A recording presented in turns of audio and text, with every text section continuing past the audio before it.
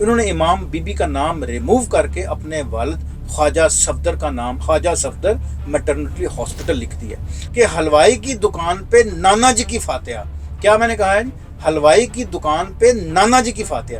تو یہ ایگزیکٹلی نانا جی کی فاتحہ بن گئی ہے حلوائی کی دکان. بڑی تکلیف ہوئی ہے، میں شدید احتجاج کرتا ہوں. خواجہ آصف خواجہ صفدر کا نام آپ کسی اور جگہ پہ لکھ، اور بھی بڑے ہیں دکھ زمانے میں محبت کے سوا، آپ اور کچھ لکھ لیں، کسی اور گلی کی سولنگ لگا دیں. بسم اللہ الرحمن الرحیم. میں ہوں شاہد جمیل، ناروے کے کیپٹل اوسلو سے.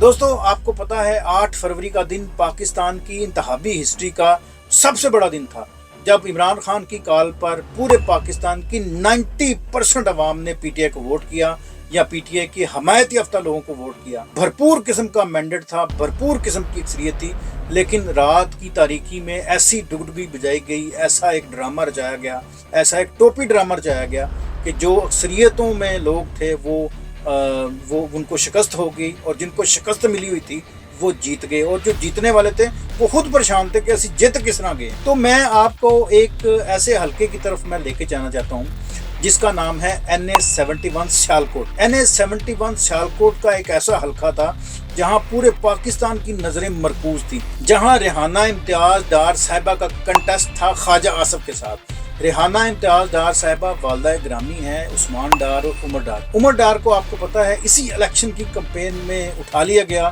اور عثمان ڈار نے بھی دل پہ پتھر رکھ کے پریس کانفرنس کی اور سیاست کو خیر بات کہہ دیا. تو اس پوری مشکل سچویشن میں 72 سالہ یہ عمر رسیدہ خاتون سیالکوٹ کی عوام کے ساتھ نکلی، اور انہوں نے کمپین کی، اور جو اصل میں جو عمران خان کا جو مشن تھا، میسج تھا، اس کو انہوں نے گھر گھر گلی گلی پہنچایا.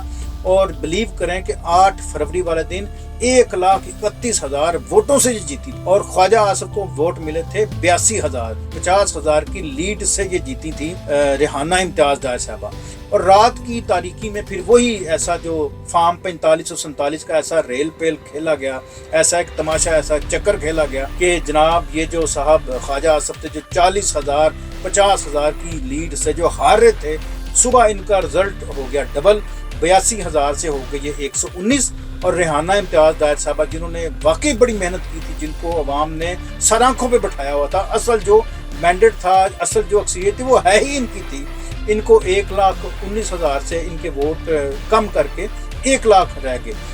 پورے پاکستان کو پتا ہے، پوری عوام کو پتا ہے کہ یہ حلقہ کس کا تھا، یہاں پہ کون جیتا ہے، کس کا مینڈیٹ ہے، کس کا مینڈیٹ ہے، کون یہاں پر جیتا ہوا ہے. تو اس پہ تو ہم اب بحث نہیں کر سکتے، کیونکہ خواجہ صاحب نے اپنی، جس طرح وہ رنگ باز مشہور ہیں، انہوں نے اپنی رنگ بازیوں کا یہ سلسلہ جو ہے نا وہ جاری رکھتے ہوئے اب وہ ہمارے دفاعی منسٹر ہیں، ہمارے سروں پہ مسلط ہو گئے ہوئے ہیں. لیکن یہ رنگ بازی سے جیتے ہوئے ہیں، اس لیے ہم ان کو اس طرح کا پروٹوکول نہیں دے سکتے، کیونکہ یہ رنگ بازی سے جیتے ہوئے ہیں، اس لیے ہمارے نظروں سے یہ اوجھل ہیں. اصل میں ہماری قوم کی جو لیڈر ہیں، جس نے مینڈیٹ لیا، جس کی عوام نے اس کو سر آنکھوں پہ بٹھایا، وہ ہیں ریحانہ امتیاز ڈار صاحبہ. وہ اصل میں یہاں کی چیمپئن ہے، وہ اصل میں یہاں کی کینڈیڈیٹ ہیں، وہ اصل میں یہاں کی امیدوار ہیں. ریحانہ امتیاز ڈار صاحبہ اصل میں جو NA-71 سے جیتی ہیں تو وہ ہیں. تو آج جو میں بات کرنے جا رہا ہوں وہ بات اس سے بھی بڑی قسم کی گمبھیر، یا اس سے بھی بڑی رنگ بازی جو ہے نا وہ خواجہ آصف صاحب نے کھیلی ہے. سیالکوٹ کا ایک علاقہ ہے، اتفاق کی بات ہے، یہ ساری رنگ بازیاں، اور ایک اور نام ہے رنگ پورا. سیالکوٹ میں ایک چھوٹا سا علاقہ ہے جس کو ہم کہتے ہیں رنگ پورا. رنگ پورا کے ساتھ ایک بہت لمبی سڑک گزرتی ہے جس کو ہم کہتے ہیں سرکلر روڈ. سرکلر روڈ، میں چونکہ خود سیالکوٹ کا ہوں تو اس لیے مجھے یہ ساری چیزیں ازبر ہیں. سیالکوٹ کے محلہ یا ایک خطہ ہے، اس کا نام ہے رنگ پورا، اور اس کے ساتھ ایک بہت بڑی ایک سڑک ہے، بہت لمبی سڑک ہے، اس کو ہم کہتے ہیں سرکلر روڈ. سرکلر روڈ پہ ایک میٹرنٹی ہاسپٹل ہے جس کا نام ہے امام بی بی میٹرنٹی ہاسپٹل.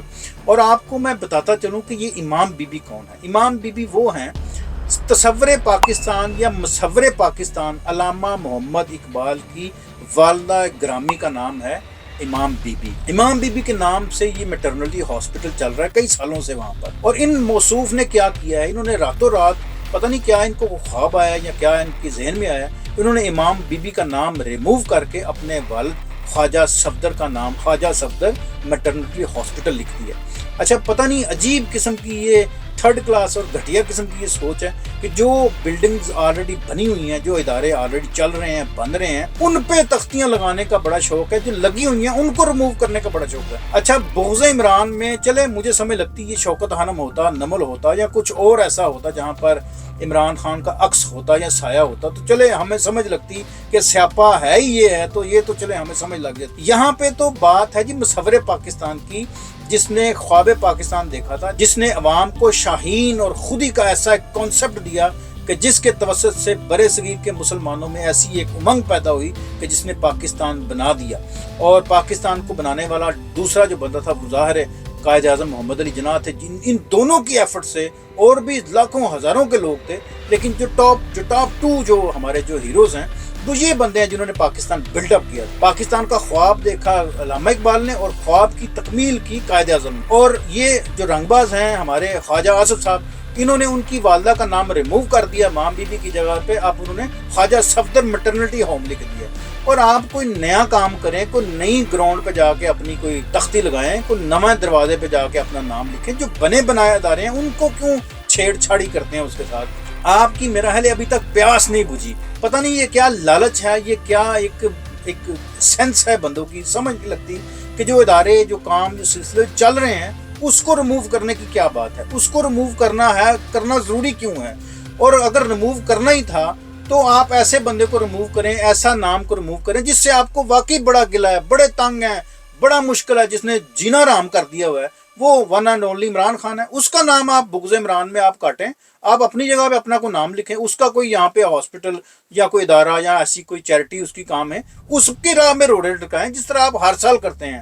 آپ کو پتہ ہے کہ رمضان میں ہر سال آپ لوگوں کا ایک وتیرہ ہوتا ہے، ایک سٹائل ہے کہ شوکت خانم کی جتنی چیریٹی اکٹھی ہوتی ہے نا اس کو ڈیمیج کرنے کی کوشش کرتے ہیں، اور مزے کی بات ہے کہ جتنا آپ اس کو ڈیمیج کرتے ہیں اتنی ہی زیادہ یہ ہائٹ پہ جاتا ہے۔ ہم لوگوں کو خود پتہ ہے کہ شوکت خانم کے جتنے جو فنڈ آتے ہیں اور آپ لوگوں کی جتنی جو اس کے اوپر جو تنقید یا آپ اس کی بغض کی جو بارش کرتے ہیں نا، اس کے باوجود وہ چیریٹی ڈبل ٹرپل ہر سال ہوتی۔ تو یہ تو باتیں تھی ذرا ڈیفرنٹ قسم کی، لیکن یہ ہے پاکستان کا جو خواب جس نے دیکھا تھا، اس کی ماں، اس کی والدہ گرامی کا نام آپ نے مجھے یہ بڑی تکلیف ہوئی ہے، میں شدید احتجاج کرتا ہوں اور میں ریکویسٹ کرتا ہوں کہ آپ یہ نام دوبارہ وہاں پر انہی کا لکھیں، خواجہ آصف، خواجہ صفدر کا نام آپ کسی اور جگہ پہ لکھیں۔ اور بھی بڑے ہیں دکھ زمانے میں محبت کے سوا، آپ اور کچھ لکھ لیں، کسی اور گلی کی سولنگ لگا دیں، کوئی اور نلکا لگا دیں، کوئی پکی کر دیں، کوئی خانقاہ بنا دیں، کوئی اور کام کر دیں جہاں پہ ان کا نام رہتی دنیا تک قائم رہے۔ ویسے بھی ہمیں پتہ ہے کہ جو ریحانہ امتیاز ڈار نے جو ایسنس جو وہاں پہ لوگوں کو دے دیا ہے،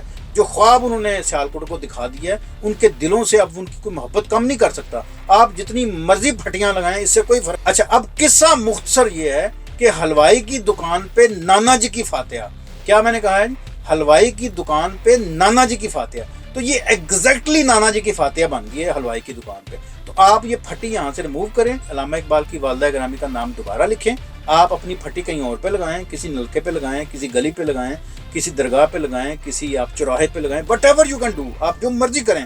ظاہر ہے آپ وقت کے باعث ہیں، آپ کو کون روک سکتا ہے، تو لہٰذا آپ ان کا نام دوبارہ لگائیں وہاں پر۔ یہ جو ہے نا یہ ان کی روح کو بے چینی ہوگی بڑی کہ آپ نے ان کی والدہ کا نام وہاں سے ریموو کر۔ تو that's the story from my side. انشاءاللہ ملتے ہیں کسی اور ویڈیو کے ساتھ، مجھے دیجیے اجازت، انشاءاللہ بات ہوتی ہے پھر۔ خدا حافظ۔